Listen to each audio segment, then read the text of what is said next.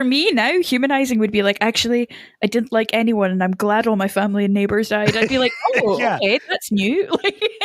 If you didn't have any, if you didn't lose anybody, then you never had anybody, and that's almost sadder than losing someone. Yeah, it's like back at the start, like seasons 1 through 3 of The Walking Dead, when we still had some like biological or formed family units intact. Like at the start of season 3, we had Laurie, Carl, and Rick were all there. We had, Carol and Sophia at the start of season 2. You had Herschel and Maggie. Herschel and Maggie. We still Beth. had people where it was like, oh, we're together. We've lost some along the way. But now, it's all chosen family. It's all kind of, loss is what binds you together. It's not a huge reveal to see that. So I guess I was just a bit like, if I cared more about these characters, I might care a bit more about this. But for now, I'm just going to keep going with my notes, sort of thing.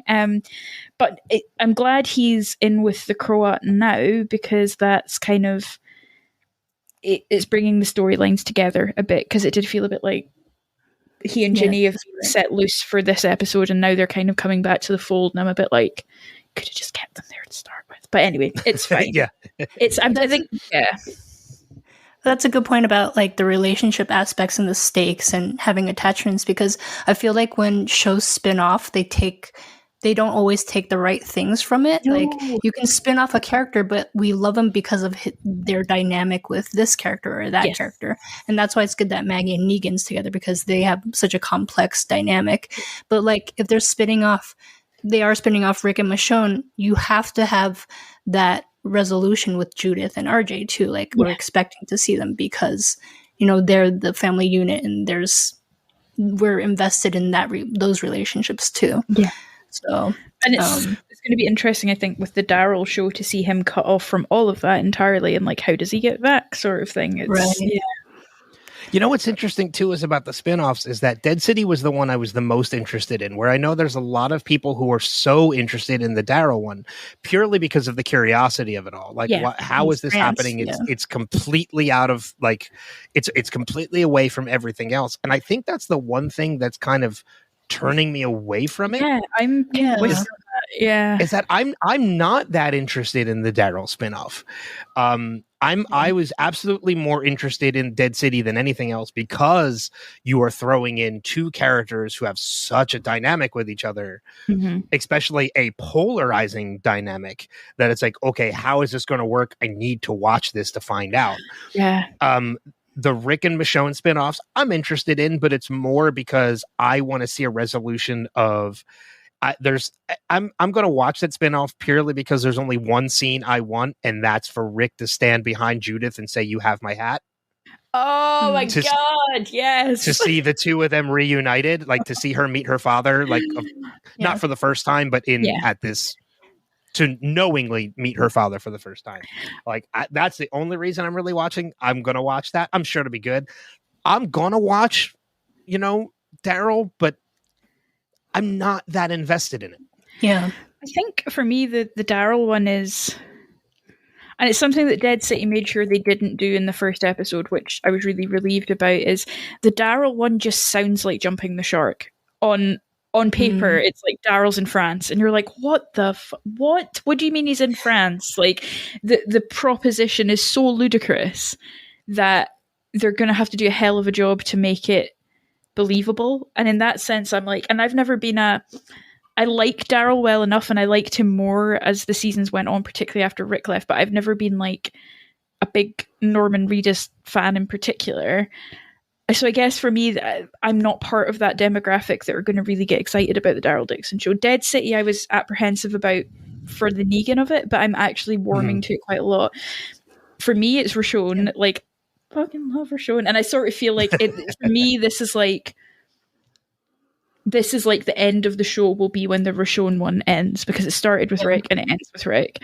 But having said that, I share Jason's apprehension of like the 2 minutes that we saw in the end of the season 11 finale. I'm a bit like, oh God, is it going to be like this? Because in that case, I just don't want it. Please don't do it. So we'll see. You mentioned a particular phrase, and I'm throwing this out there right now. In the production trailer for Daryl, we do see that he's like on he's floating out in the ocean for some reason. I'm assuming he's washed up. If at any point the thing that he's floating on gets attacked by a shark and he leaps off of it to avoid it, literally jumping the shark, I'm done. At that point, right then and there, I will be finished with that. I wonder, because at the end of this episode, Tommaso, one of the new characters, says like all the boats are sunk and there's no way off the island. I wonder if a helicopter is going to save Maggie and Negan, if Negan's still alive, or will a capsized boat, like, will they be drifting on a capsized boat like Daryl to France? Just paddling. Oh, yeah, I love just paddling. Thank you, Karen, for bringing us back to Dead City, by the way. So it was the first. Yeah, you go ahead, Karen. Sorry. Oh no, sorry. I took us off on a tangent with the spinoff. So, but you brought us right back. It's perfectly fine. I'm very curious. Yeah, I mean, we did bring up. It was in the news that there's the possibility that this could lead to more seasons of Dead City. Like this story that we're getting might not wrap up in 6 episodes. No. So. Because they mentioned, and it was a great point that I didn't really realize until they mentioned it, that the first season of The Walking Dead was only 6 episodes. And it was more just to explore that story before diving deeper into it later. So this could very well be the same situation. They're doing 6 episodes to start this story with the possibility of an open ending so that they could continue forward. Like there will be a resolution, I'm sure, to the Herschel Maggie situation, but there'll be some seeds planted that they could continue with this story if they really wanted to. And keeping it as, we have Walking Dead, Rick and Michonne, we have Walking Dead, and is the Daryl series called Daryl? Daryl Dixon. Yeah. It's called Daryl Dixon. It's a Daryl or Perry, I keep calling it, but it's not Daryl in Paris. It's just called Daryl. The interesting thing about this one is it's called Dead City. It's not called Maggie and Negan. Yeah. The title of the characters are not in, or the characters are not in the title of the series, which means if Maggie and Negan leave, you can continue telling a story in Manhattan. So Dead City could become the character. Exactly. Yeah, that'd be exactly. Cool. I would like that. So it'd be very curious to see how this story is wrapped up. But again, we're only on episode 2. Yeah. So, Lucy, any other points? For me, I have a few random little notes here and there, but no big points. So I'm happy to cede the floor or to go through the notes. But if other people have big points, go for it.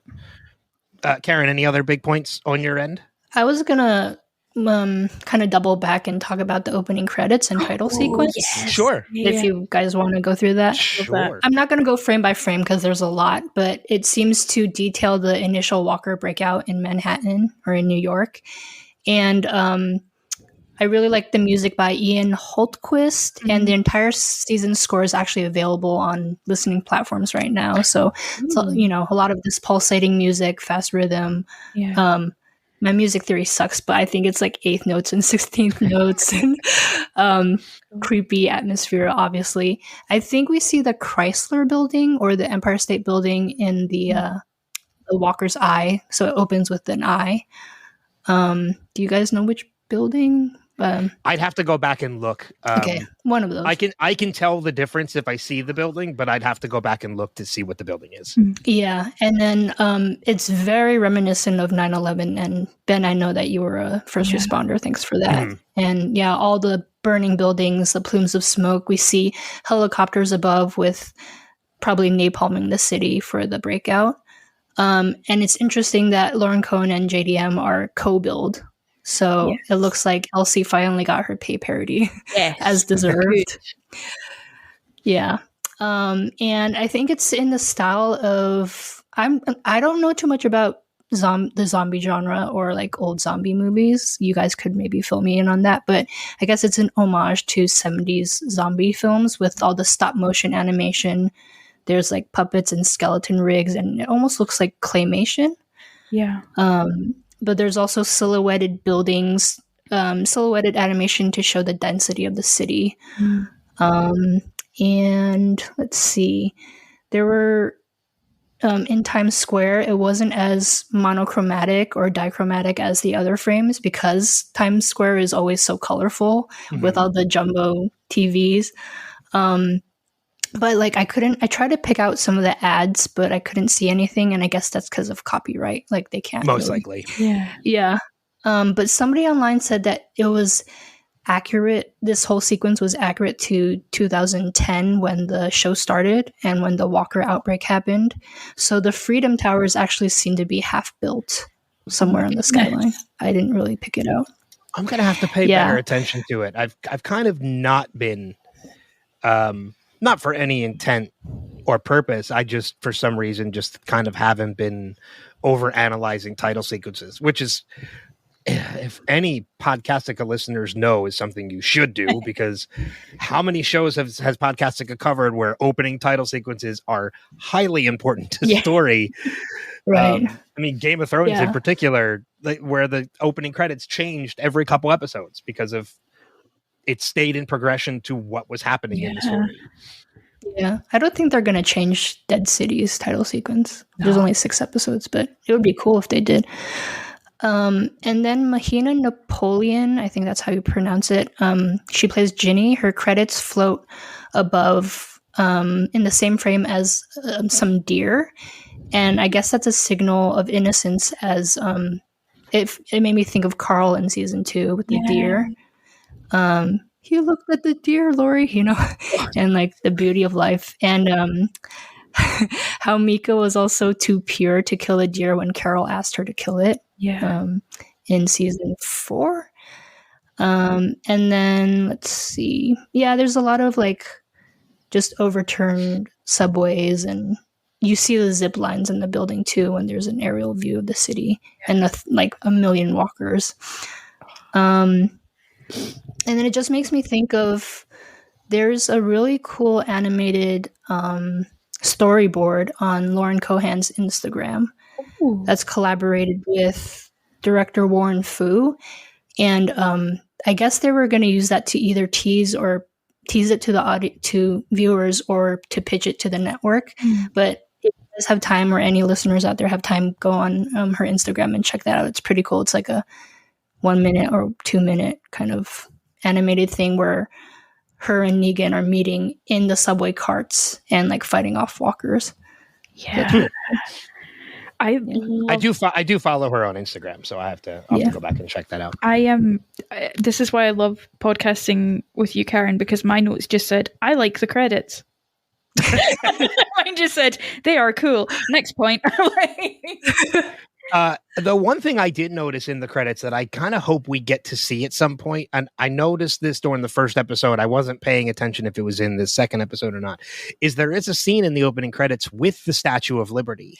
Yes. Which was mentioned, which looks like there are people at the top of the Statue of Liberty. It looks like there are ladders on the outside, so people are climbing to the top. So there was that whole thing that played out with Negan that I did predict might eventually come back at some point.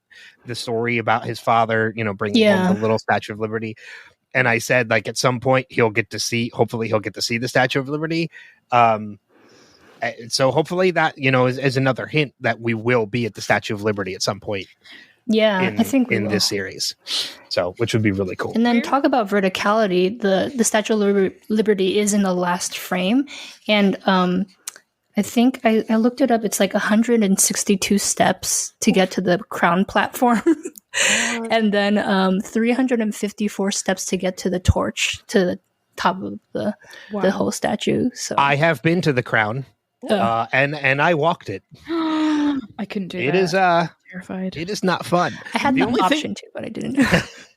No, most people usually take the elevator. I did not. I walked it, and the torch was closed off the last. I think the torch has been closed for a while.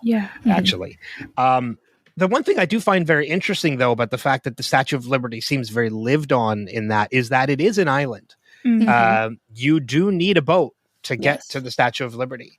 So if there are people in this series, in this world, that are living at the Statue of Liberty, how are they getting there if every boat is sunk? That's an interesting so it's either they're their own little community that never leave, which would be great because you're not getting any zombies coming over there Yeah. because it is an island. And you could set up gardens and everything. There's plenty of land over there that you could do that. So that could be its own separate little community that's off on its own of survivors, which would be great. You're not getting any meat, but you eat a lot of fish. That's incredible. Yeah, I hadn't thought of that. I'm trying not to fall down a rabbit hole of reading up about the Statue of Liberty. Like, that's so cool. Is that where you would hide, Ben, in the zombie apocalypse in Manhattan, with your knowledge of the area? If I was in Manhattan or New York generally. You know what? That's probably a good point. That probably would be a pretty good place to go. Yeah. Because again, it is an island, so you're not going to have to deal with many walkers. Once you clear it, it's cleared. It's cleared. And it stays cleared. Yeah. I mean, unless you might get the occasional floater that floats up, but I don't even think there's not many areas on that island where you can just casually walk up onto the land. It's pretty high walled up with the exception of docks. Yeah. Mm-hmm. So I don't even think floaters could even get onto the island if they wanted to. And you have Ellis Island Museum right next door, right? So you have like a lot of resources there potentially. You have building for shelter right there. And education about the past, which I would be interested in. My family came over and started here, and this is where it ends, too. Yeah. It writes itself. It writes itself. Yeah, I do want to see more of Manhattan if they can afford it. Like, I think they spend $12 million per episode, is what I read. Wow. So I hope we see more recognizable sites, like Grand Central Station would be cool. Or I as a big fan of the city, I'm really hoping for that as well. Yeah. I want to see them walk through. I want to see them walk through Times Square. Where did they film? The High Line. Are they recreating bits of New York, or are they dressing up another city? That's a very good question. They film mostly in New Jersey, and then, well, I don't know mostly, but in New Jersey and in Manhattan. Yeah. But you can tell because they only film at night because that's the only time they can close down the city. That's great. It's paid off though, because you're not sitting there like, for me, it's always going like, that's Vancouver, that's Glasgow, that's Vancouver, that's Glasgow. So it's like nice to see it and have it feel real, Yeah. Principal photography began in New Jersey. Locations included Meadowlands Arena, Franklin Lakes Natural Preserve, Port Newark, National Newark Building, Newark Symphony Hall, Hoboken Terminal, Liberty State Park, and Shades of Death Road. Yeah, they're all in New Jersey. Amazing. So most of it was filmed in New Jersey, which is really cool. That's awesome. It's my home state. Yeah. Is it, Karen? It is. I didn't realize that.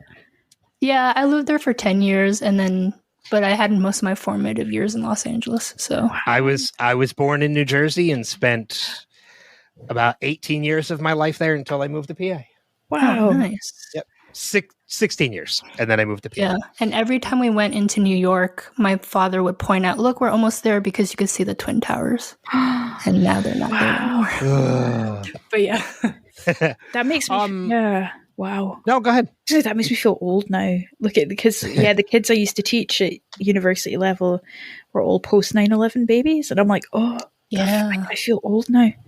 It's just such I don't think since then there's been as formative of a collective experience of something happening in real time in that way. And it's funny because I think Dead City evokes a lot of that in a way, just the kind of cities after trauma. How does New York rebuild? What happens? I don't know. I think it does add a layer to it of understanding and seeing. And I think it's interesting to see too that yes, we've gotten a number of years of seeing how I don't even want to use Atlanta as an example because we didn't get to see a lot of how Atlanta rebuilt itself afterwards. No. What we got to see, like Alexandria, we got to see these smaller towns and how they rebuilt themselves after an incident such as this. And this show is showing us how different of a dynamic a rebuild can be depending on your environment. Yeah. Yeah. and how people adapted to it. Like we're like these zip lines are one of the coolest elements to me of any Walking Dead series. And like, I want to see more of it. It's like testament to the show because it could be so goofy. Like I remember because not to spoil Fast and the Furious 9 F9, but there is a ziplining scene in F9 that is brilliant. But having lived in Edinburgh, I'm like, no, like that's uphill. I don't know how he managed that. I'm glad you said brilliant because if you were gonna put down my Fast and Furious movies, Ben, you know me better than that. I was gonna end this podcast right here and now. Bloody love. We just rewatched Fast 7. I was obviously weeping at the end, just like, oh, it's so good. Love those movies. But like, give me 10 more and I'm happy. Fast XX, that's what we're aiming towards. But like, right? The ziplining, although on some levels ludicrous in Fast 9, works because those are big, bombastic movies where like cars are like overtaking submarines and people are falling into gorges, and you're like, this is incredible. Whereas in Dead City and The Walking Dead, we've seen some things that were like, really? Is that how okay, that doesn't work so well. But this, it does work. They're playing it quite straight, and I like that. Like, they kind of have Negan say like, well, that's cool. And it is, but they get on with it, and it starts to become part of the make up of the city, and I'm enjoying that very much. Mm-hmm. Yeah, and you have to imagine, because of the way these zip lines, because of the way physics works, these zip lines are one way, because they have to be at least on a slight incline for them. Well, if it's a shorter distance, it can be parallel because all you need is momentum to carry you across. Right. Like, if you're crossing the street if you're going from building to the building next door, it can be parallel line and you'll be fine. But if you're going, across, 50, like Broadway, it needs to be at a slight incline, which means it is a one-way zip line. There's you're not getting back that way. Yeah. So I hope we get to see more of that, because you're right. It could have been hokey, but it's not. At least so far, it's not. No, it's. I did worry about what if you don't throw it well enough and it gets stuck in the middle. But then I was like, I guess you would like shuggle the line until it came back. But everyone seems on it, so it's fine. It's all good. That's just my neurotic brain being like, oh no, that would be so frustrating. If nobody has any other major points, I do have one more on my end, and then we can get into some of the notes. And this is more opinion based than anything else, and I'd be curious to see what you guys think of this too. In 2 episodes of Dead City, I feel Dead City has done something that The Walking Dead proper couldn't do with Negan.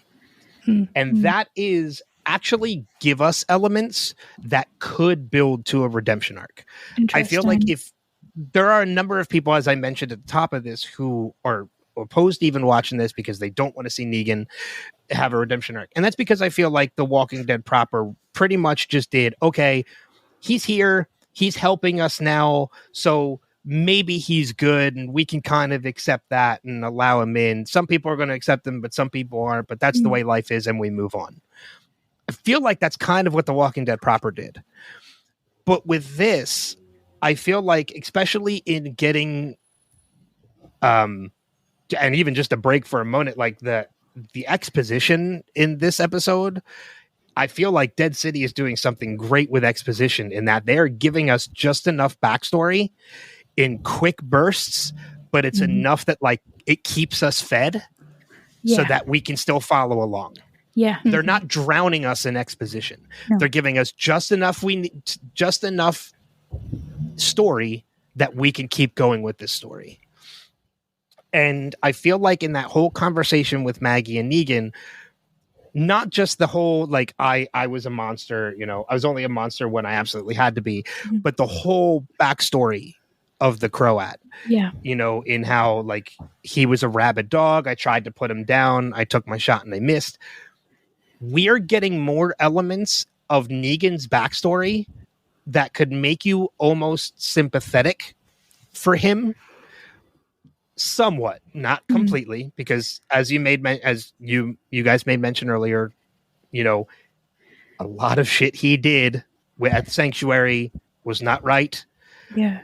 And he eventually started to believe his own story. But I feel like they're giving us more elements of backstory that Walking Dead proper never gave us. Yes. That if you were going to lead more into a redemption for Negan, this is the tinder that might light that fire. Yeah. If that makes any sense. They're giving him a new situation in which to act and respond that's not to do with, not everyone in this story is somebody who he has upset in the same way that he upset Maggie, I suppose. I think for me, and I think one of the reasons that, Jason and I didn't cover this was because I think it feels like there's a line in the sand that we just can't get past. And for me, certainly that comes to the treatment of the community back at the sanctuary as much as it does those events. But I think there is a point in this where I do think Negan's viewing it as a death mission. And part of me is like, is that how this ends? I mean, I don't know. Yes. I mean, and that even furthers my point too, because there is that conversation that they have where, he reveals to Maggie everything that he knows about the Croat and how much of a monster that he has.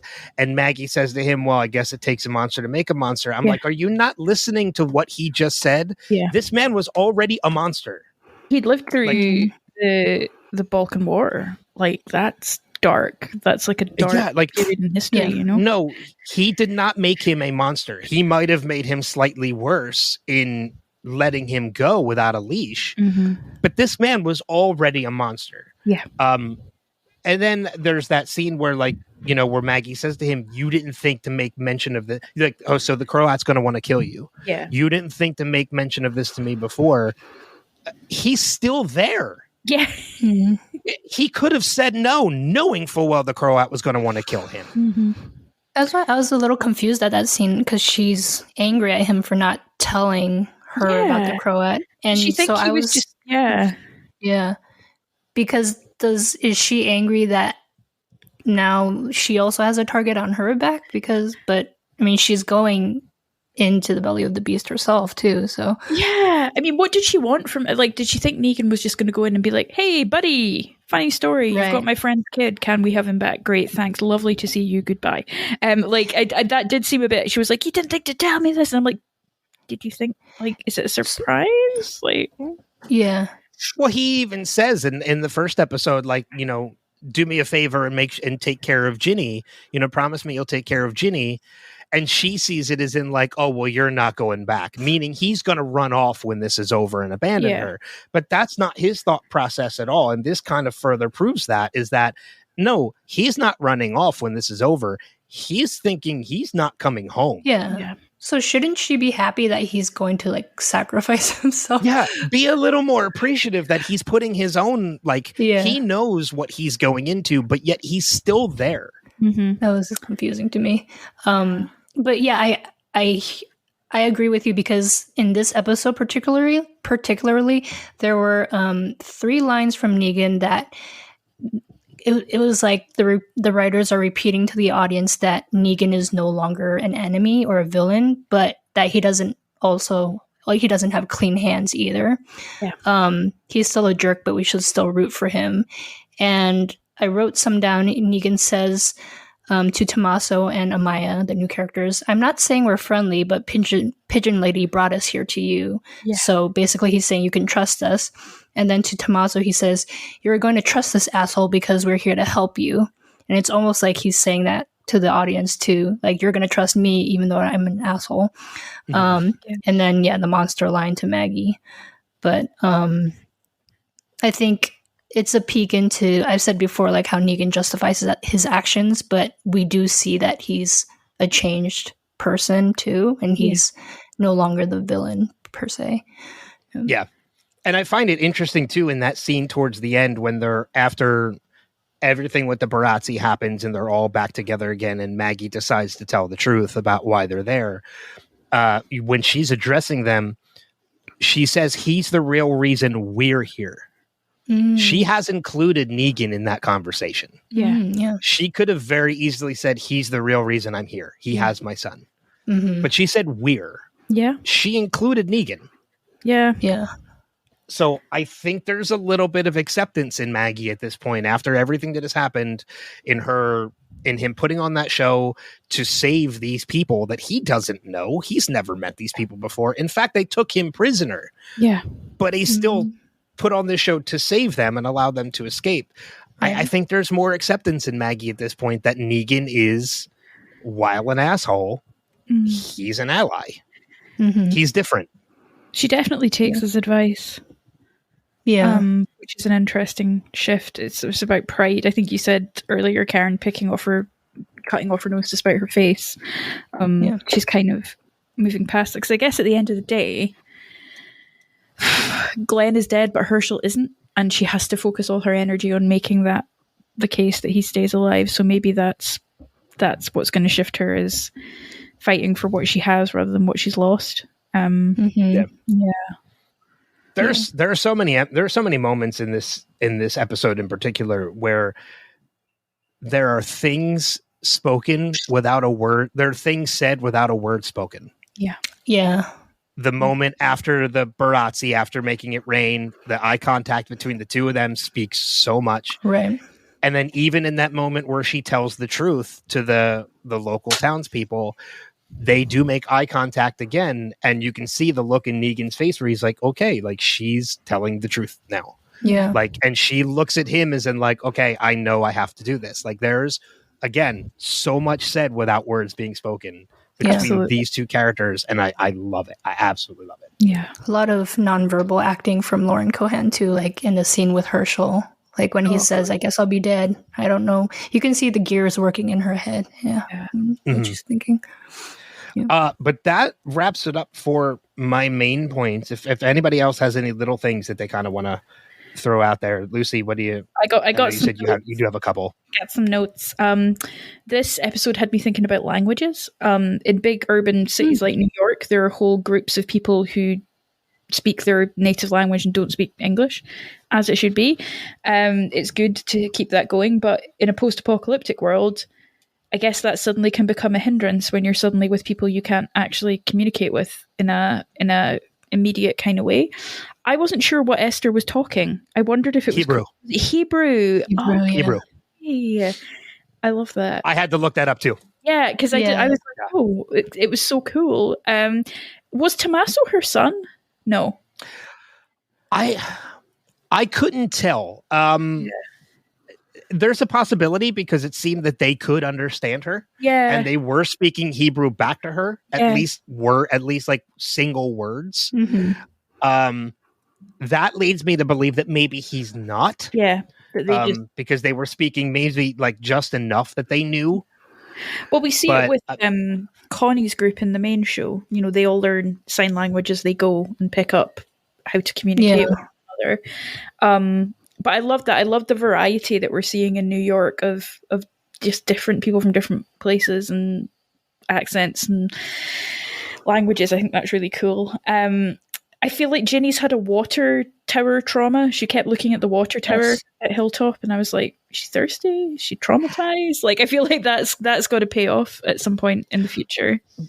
Was she looking at the water tower, or was she looking at the door to where she just left a shelter? Oh, but she looks at it on the way in as well. Yeah. Oh, okay. I didn't notice her looking. She looks at it twice, and I'm like, or maybe she was planning on the way in and the way out. I've put water tower trauma on my bingo card, and I'll wait and see where I did laugh out loud. I don't think Maggie intended to be funny, but I did laugh out loud when she said to Negan, you've made your friend, now we need to go. It's just like, it's such a mum phrase of like, well, you've spoken to your friend and we're leaving now. Like, okay.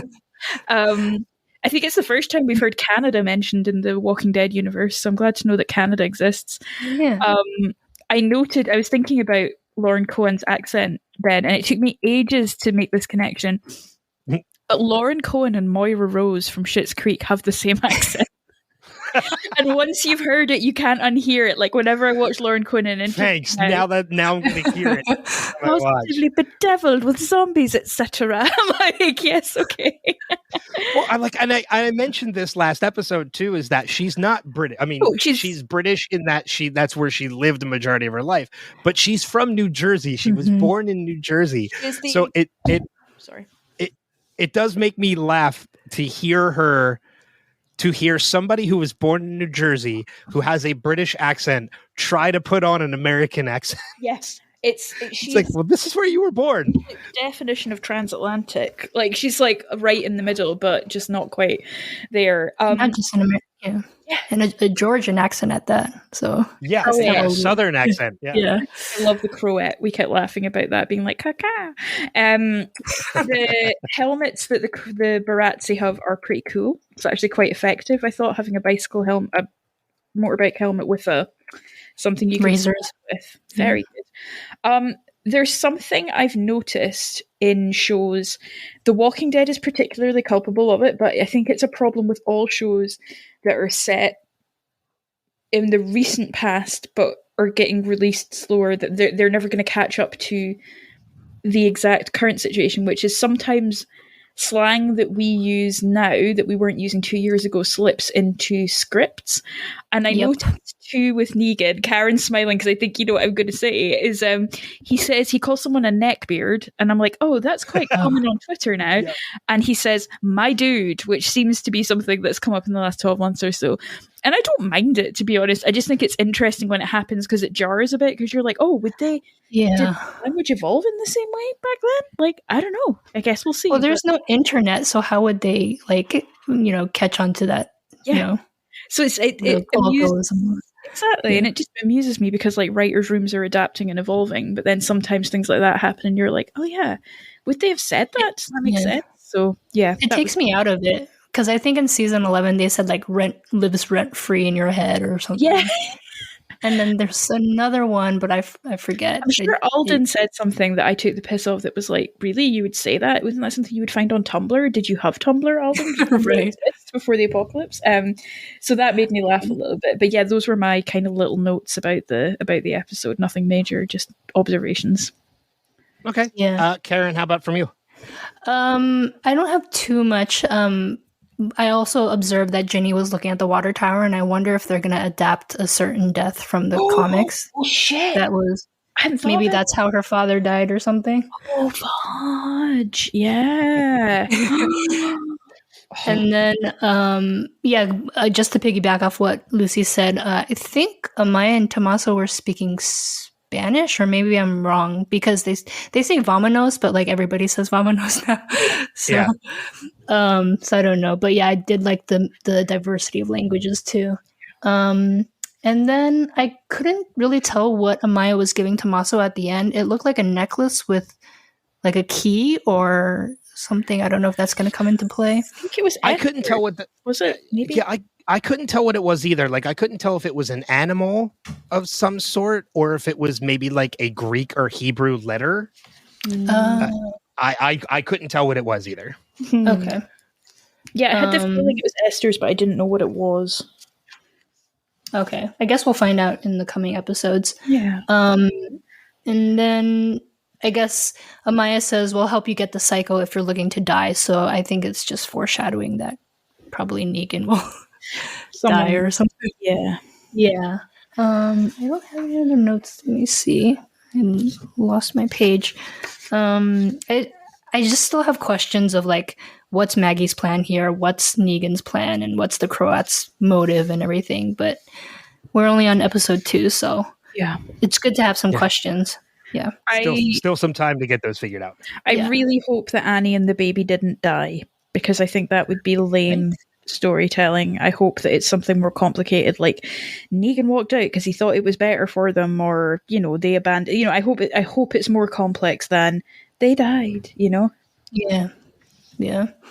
And the only other thing is there's an homage to the premiere of Walking Dead with the Walker fingers coming out with the Don't Dead Open Inside. The episode opened with that. Yeah. don't Dead Open Inside. Is it? Dead Open Inside, yeah. Because it's supposed to say Don't Open Dead Inside, but it looks like Don't Dead Open Inside, which I There's someone in that costume for the set department that's like, for fuck's sake. Yeah. For most of my notes, actually, a lot of the stuff has actually been mentioned already. I found it interesting that Amaya saw right through Maggie's story when she was telling the story about, they're on their way to Canada and their boat crashed. I thought that was a great little character element for Amaya, that these people have seen enough that they know when people are lying to them. I was actually I liked meeting all the new characters that we met so far: Amaya, Tommaso, Esther, and Luther, who is a big dude. Is Luther the guy that was fixing up the flesh grabber weapons? Yes. Yeah. He was the one that they tossed Maggie's bag to and said, "Do you mind searching that?" Yes. And then at the end, he's the one that just puts a signpost right through one of the Barazzi, which is which was awesome. I hope Luther sticks around because I hate seeing big guys like that die in shows. Yeah. Because they're usually teddy bears, which is always sad when they die. Yeah. Like Duncan. Yeah. Duncan from season 11. Maggie's group. I think he died in 2 episodes or something. Jerry made it, though. Jerry made it. Thank God Jerry made it. Oh, can you imagine? The only other note I have, actually, it comes from something I read online about an issue that they had, and that is when Negan does the whole show that he does for the Barazzi. I loved that the producers actually gave Jeffrey Dean Morgan a little bit of room to improvise during the knock scene, which was great because it was so well done that you couldn't tell what was his and what was written, and that's great. I hope that there are outtakes of that eventually, so we can hear some of the other stuff that didn't make it. Yeah, yeah, I'd like to see that. But one of the complaints that I saw is that, like, somebody said that, like, oh, if these guys are working for the Croat, then there's no way that they would have been intimidated by that and ran off it the way they did. And I kind of feel completely differently about that, in that if these guys work for the Croat, these guys feel like they're on the top of the food chain, and for someone to, which means they've probably never been threatened like that before. True. And that's going to scare them because they've never dealt with a guy like this before. Yeah. Which is going to cause them to run off like that. It's also like the confusion element as well, isn't it? Of like, holy shit, what? This isn't how this usually goes. And then the fear of like, this person's crazy. Like, they're extra crazy. Yeah. These guys are so used to being able to just run in, chase these people out, kill who's left, and take what's theirs, or take what they think is theirs, that they've never experienced something like this before. Yeah. They've never experienced a Negan. No. They work for a Negan. Yeah. But they've never been against it. No. So I think it's very logical that this scared these guys off. Yeah. But it's a temporary solution for Negan to put on a show because they're going to be back. And that's also why I was like not buying the whole monster I have to put on a show to protect my people thing. Yeah. Well, I think this is what's going to give the Croat the idea that Negan has come to town. Yeah. Yeah. Like, these guys are going to go back and say this guy was telling knock jokes, and this guy and he's going to put 2 and 2 together and realize, he's Negan. Yeah, that makes sense. Here. Yeah. So, any other further points before we move on? None from me. No. All right, cool. Great conversation about the episode, but we're going to take a short break, and when we come back, we'll do news, and it's time for some news. Infected news. I can't help but laugh at that. Oh, I missed that Every guy. time it makes me chuckle. Every time it makes me chuckle. 2 quick stories that we're going to just reference. We're not going to read all the way through. It's been revealed already. Walking Dead Dead City scored AMC Plus's biggest season premiere ever. Holy shit. AMC's The Walking Dead Dead City had the biggest premiere of any season of television on AMC Plus since the service launched in 2020. So we're not talking about all of The Walking Dead because that happened before AMC Plus. This is purely on AMC Plus. Wow. The previous record holder was the predecessor series, The Walking Dead. The iconic zombie drama had its 11th and final season released in 3 stretches, with the final set of 8 episodes achieving the biggest debut on October 2nd, 2022. Walking Dead Dead City, let's see. I'm trying to look and see what the ratings are. They're giving me ratings for like all these other shows. It's like, I don't care. Also made Walking Dead Dead City also made waves on linear television, where the first episode brought in 2 million viewers. Wow. Accounting for 3 days of measurement. I know The Walking Dead linearly has gotten higher ratings than that. But with streaming services being the way they are right now, 2 million is pretty high. Oh god, yeah. That's pretty good. That's really good. So, but yeah, it was really cool to see that this was the number one premiere for AMC Plus. So that's really, really cool. Yeah. The only other story I have, this one sent to me courtesy of Karen. Thank you. The Walking Dead originally planned for Maggie and Negan to take over for 4 more seasons of the original series. It's too much. I know. Before Maggie and Negan took Manhattan in The Walking Dead Dead City, there were plans for Lauren Cohan and Jeffrey Dean Morgan to take over The Walking Dead. First, Cohen's Maggie and Andrew Lincoln's Rick Grimes exited AMC's flagship series after an abbreviated 5-episode run.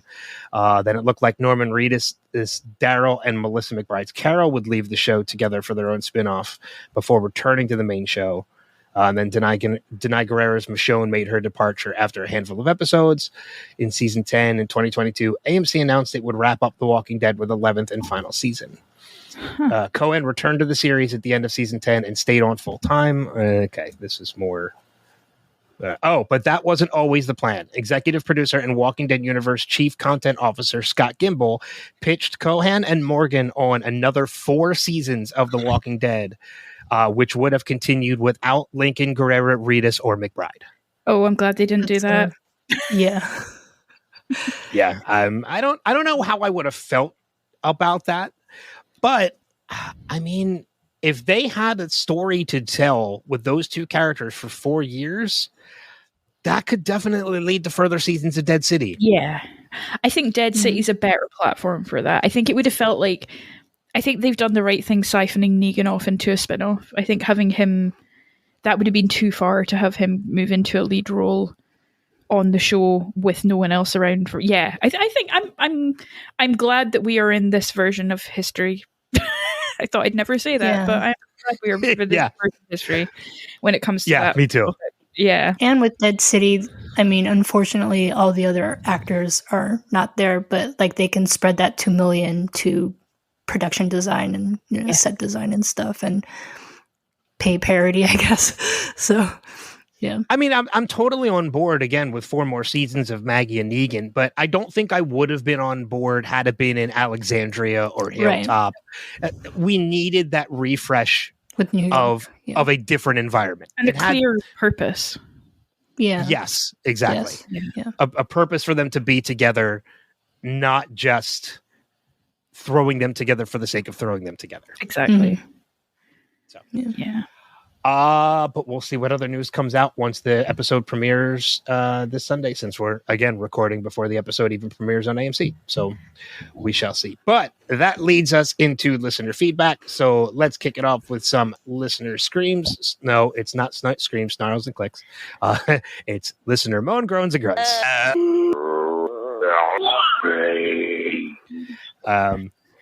So we do have a couple elements of feedback here, a couple feedbacks, emails, and a voicemail. I want to preface this by saying, too, as I mentioned last week, before we dive into this, again, as I mentioned, we're recording before the episode airs properly on AMC.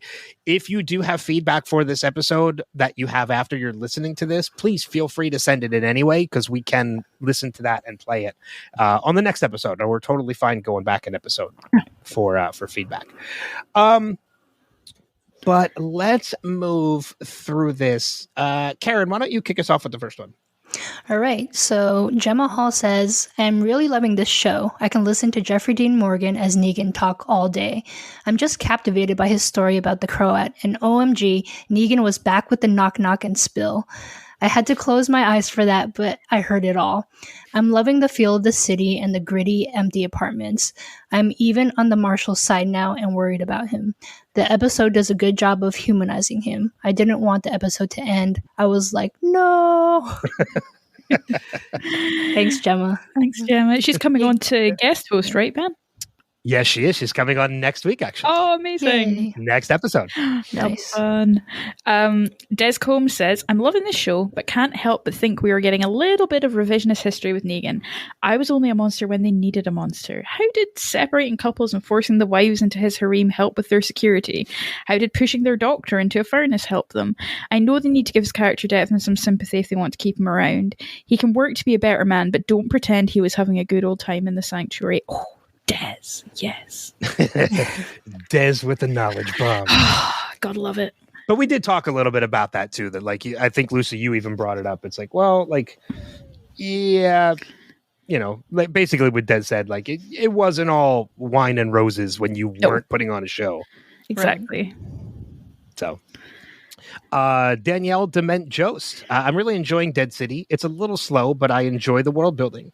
I still have questions about the gas and electricity, although they said in the episode Insider that the Croat is a scientist who designed a new fuel source. So we'll see how that plays out. Oh yeah, they did. I also find... Sorry. I don't remember that. I was They saying didn't say when we in were the show, but only at the end. because when we were talking earlier, I was like, I'm sure they gave us a reason about the fuel, but I cannot remember. And yeah, you're right, Danielle. It was for some reason in the post show. So okay. Again, I'm just waiting for them to actually talk about it in the episode proper. Yeah. And maybe reveal a little bit more about it there. Yeah. I also find it hard to believe that this group, Eli Journet called them the tribes people, would join forces with Maggie and Negan to go after the Croat. But maybe that will make more sense next week. I also don't think they're joining forces. I think they're just kind of like, that's the direction you go in. Have at it. Have fun. Seeing Negan pull out his old shtick to warn off the Barazi was disturbing and really made me uncomfortable. I think as soon as the Croat hears about what happened, he'll suspect that it's Negan and come looking. I kind of hate the name The Croat, but oh well. Thanks for covering the show. I am sad Jason and Lucy aren't more involved, but you are doing a fantastic job, and I am happy I have someone to listen to and share my Walking Dead obsession with. Oh, Danielle. Well, you got your Lucy fix this week. I know. Look at that. Danielle's like, we should think more carefully about what I wish for. All right. So next is Jim from Philadelphia. So their decision to replay the head bashing scene was a mistake. Holy shit, they edited that flashback sequence to make it worse than the original. All the gore and viscera. Well, on the surface, I bet you the showrunners wanted to drive home Negan equals bad, but I bet they just wanted to cash in on Steven Yeun's gravimetric rise and splash his face on the screen without actually paying him. I think he still gets residuals, right? Maybe. I don't know. He goes on, whilst re-traumatizing old viewers and new alike. The show concept is so weird. There's no way you compare up Maggie and Negan with their story. If they would just shut the fuck up and get moving with the new zombie A-Team in New York story, maybe it can work. But it's a soap opera at this point. I'm paraphrasing, but the discourse of Maggie, you owe me, because of the head bashing scene, Negan equals I'm charming and protect kids now. I pay my dues. And also remember all the times I melted faces off with an iron. Haha, leather coat. Dimples, bashes, eyelashes. Bat's eyelashes. Sorry, I'm gonna read better. Bat's eyelashes. It's so dumb this team up. So don't explain it, idiots. We all know you wanted to pay two pretty people instead of supporting a whole town in Georgia. Just ride the wave and give us a zombie show. Enough of the dialogue exposition. The zombies falling from the sky was a good bit. This Marshall seems one note, but I'm hella afraid of the theocratic lawful evil, and he hits that fear nerve. I guess Fear the Walking Dead nerve. I know zombies are magical plot devices at this point, but the crabs and seagulls would have eaten all the aquatic Zeds. That's what bays are designed to do in the ecosystem, recycle organic material. Can we refrigerator Herschel already so the characters have new reasons to do stuff? That's my top 5, or something. Wasn't counting. Thanks, Jim. Yeah. That's I mean, look, everybody has rights to their opinion, and it seems very clear that you might not be enjoying this show, and this show might not be for you, and that's totally fine. You know, as we kind of discussed it a little bit, we see things very differently. There is very clearly by this episode a reason for Herschel to be part of this story. I don't think it's about like using Steven Yeun's, using his face without paying him, because I don't think it works that way in Hollywood. If you're shown on screen, you have to be paid residuals. That's how it works. Please let the record show that I didn't make a joke about it being not that much of his face by the end. Sorry. Sorry. I don't think it's about putting two pretty people on screen. It's, again, difference of opinion. You're totally entitled to your own, but I just we disagree, and it sounds like again this series might not be for you. And if that's the case, my only advice would be stop watching now before it makes you more angry. That's Yeah, and also that's my take on it. Jim has like some of the concerns I had after episode 1, but episode 2 kind of renewed my faith and excitement in the series. So it sounds like this was after the first episode, yeah, too. So maybe he feels a little different. No, I'd be interested hopefully. to know. Yeah, fingers crossed. So now for a really positive outlook, we go to a listener called Jason Kabassi, who says Negan is fully redeemed, and I love this show. That's so nice. Wow, Jason. Writing in. Yeah. That's really cool. Thank you so much for that, Jason. That's perfect. He's going to text me like, what did you say? I'm sorry, Jay. Okay, so Jason Kabassi says, I can't do my Jason impression. I'm too hot. As in temperature-wise. Jason says, wow. And the other way. Yeah, thanks. Wow, so Negan being an asshole was just a big act the whole time, and all those terrible things he did actually pained him greatly, and deep down he's just a big old softy. I wonder if he went back to his room and cried after he slept with all those guys' wives and ironed their faces, because I'm sure that was all just for show, for the good of his people. And Negan seems so compassionate towards children, acting all mortified that the Croat killed a young girl. But let's not forget that time Negan reared back with his bat to kill Carl Grimes right in front of Rick when Shiva jumped in and distracted him, saving Carl's life. Yeah, Negan was about to bash Carl's brains in right in front of his father, but deep down, he cares so much. Big softy. The more I sit with this interpretation, the more I'm actually offended by it. It's a whitewashing of what we saw Negan do in his first couple of years in The Walking Dead, and I have a sinking feeling that this is at least somewhat of an actor-driven direction for the character. I don't know. Either way, it gives me a gaslighting away the abuse kind of feeling, like, son, I know you saw me hit mommy, but I feel really bad about it, and I only did it because I love you all. Sorry to the fans, but my estimation of this series just dropped many notches. I'll still be watching to see if I'm missing something, but it's not looking good. So thank you for your feedback, Jason. And it's very clear that, we have a very big difference of opinion, and it's probably apparent that this show might not be for you. We're just going to repeat the comment from the last one. What I will say is, no, go ahead. The show recognizes that he's lying to himself. So now, after the knock-knock scene, I can swallow what he said a little bit more, because Negan is starting to doubt his own narrative. So yeah. Mm-hmm.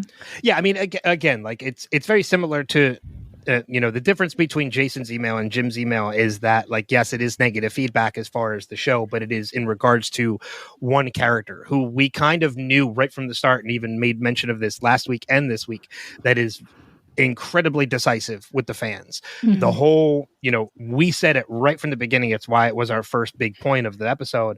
I was only a monster when I absolutely had to be. We knew that was going to split people. Yeah. Mm-hmm. And Jason's feedback clearly shows which side of it he falls on. Yeah. And that's totally fine. Like that is why Negan is as decisive as a character as he is. Divisive, not decisive.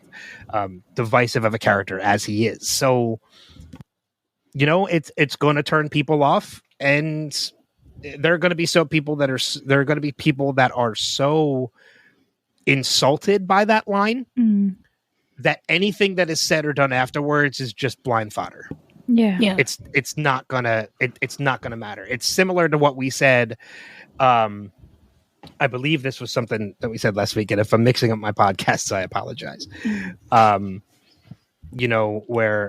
Sorry, I am mixing up podcasts. This was something having to do with Lost Unrevisited, so I take it back. But it's like when you hear something that angers you so much, you just kind of somebody could be apologizing profusely immediately after saying it, but you don't hear it. Yeah. Because you're so angry and upset. And that's clearly what that line Negan spoke is doing to some people, Jason included in that. Yeah. So you go ahead, Karen. Sorry. No, you go ahead. I was going to say, I'm pretty much with Jason on this one. Maybe not in... I think I'm not quite as angry, but it is something that really rankled for me, and it is putting me a bit on the fence about future weeks, but I will keep watching. But I think ultimately the show did too good of a job showing Negan's monstrosity, and I think I don't know. I've always just thought that the best thing the main show could have done was have Negan go down the comic book route and just become an exile. But JDM is a charming guy, and people love him, and they're willing to look past a lot of what he does because he is a nice, gregarious, good-looking man. I sound like my mum. A nice, gregarious, good-looking man. I'm like, all right. But it's hard. It's hard. It's a difficult one. I'm like I say, I think it's good for me personally. It's good to not be covering it every week because I think it's a pleasure to come in and talk to you about it. But I think he's a character who will never be rehabilitated for me. And I think, Jason's very much in that, which is why, Ben, you are the best person to be hosting this because you're so good at it and so open-minded about it that I think that is, we've done exactly the right thing handing it over at this point. Like it makes me happy. And I appreciate that because I do see both sides of it. I do fall more clearly on one side than the other, but that's not to say again I don't see the other side of it. I could see absolutely how that line would make people say like, no, like I don't get this at all. Like you are absolutely a horrible person. You're lying to yourself. You're lying to everybody. I'm totally turned off. But I can see the shades of gray in between too because that's where I fall. I'm not saying him saying that is being like, oh, then that justifies everything you did and let's move on because you've been redeemed. Like that's not where I am at all. No. And that's what that's why the coverage that we give for the show is in the right hands. Because it's otherwise it would have just turned into Jason and I sharing. It would have turned into roundtable rants for fear. Yeah. Only like more like I don't know. Yeah, not even laughing at ridiculousness, just being angry. Like, So I think it's, that's where I'm at with it. It would have turned into a very angry 6 episodes of podcasting. I think so. So, I mean, and who's to say by the end of this, I could be completely on the same side. Yeah, we just don't know. Just don't know. And I think it was really cool of Jason to take that step back, and I like that you're still sending in feedback, Jay. I really appreciate it. But I do too. I told him to do it. I was like, you better leave feedback. Yeah. No, it's good. But we do still have one more because it's not a podcast without a live Steving. Yay! So we have a voicemail from our friend Steve Brown. Hello, the cast of us. This is Steve, and this is for Walking Dead, Dead City, episode 2. Oh, that was a woman that was there right at the end. I missed that. The last episode. More walkers dropping from the sky. Oh, we get another zip line. The closed caption just said that woman was speaking Hebrew. So this guy just lied and said that Jenny came from Oceanside. So I guess we're still close enough for everybody to be connected. I don't know. Hey, that's a pretty good lie for Maggie about heading to Canada to a settlement, but I don't know. I like the sympathy that this character has for Jenny. She didn't say holler or anything like that. She said, come find me if you need anything. Oh, it appears that Herschel turned into quite a pre-teenager. Oh, so the Croat was Negan's Saeed. A lost reference there. Okay, so the marshal had an address, and now what's he looking for? Ooh, is that all flies on top of that stove? Uh-oh, an empty gun box. Never a good thing. Oh, and there's a body in the other room. Gun is on the floor. Okay, I really did audibly gasp when he just stepped in this trap. I went, oh, that's kind of a badass weapon. Shoots and then she pulls it out of him. Ooh, that Esther on the floor dead just a few minutes ago. Oh no, this guy's got Esther. Oh, that overhead shot of New York in the streets was great.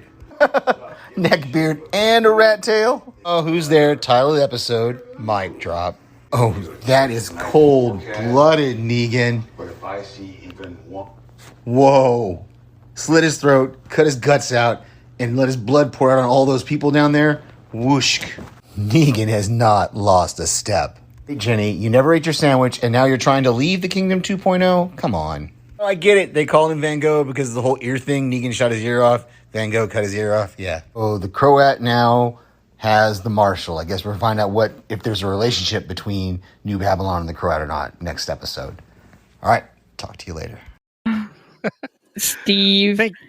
Thank you, Steve, for not only another great voicemail, but for totally pandering to me by making a Lost reference. I love that. since he always leaves us live Stevings for Revisited as well. Oh, he's brilliant. When we cover Lost, which is great. Steve is the Van Gogh reference. I loved. Oh, yeah. I love that. Steve is so nice. He, when we were in San Francisco, he gave Peter and I a lot of good advice about bourbon, and bought us a couple of nice bourbons when we were out. And then Karen actually got me some JDM smoky rye whiskey. Maybe that's why I'm going soft on Negan, because it's really good. I'm usually I'm like, oh yeah, celebrity whiskeys. Like, yeah, cool. That's fun to try. But this one is so nice. I got my brother-in-law a bottle for Christmas. Like, it's really decent. Oh, yay. Oh, so yum.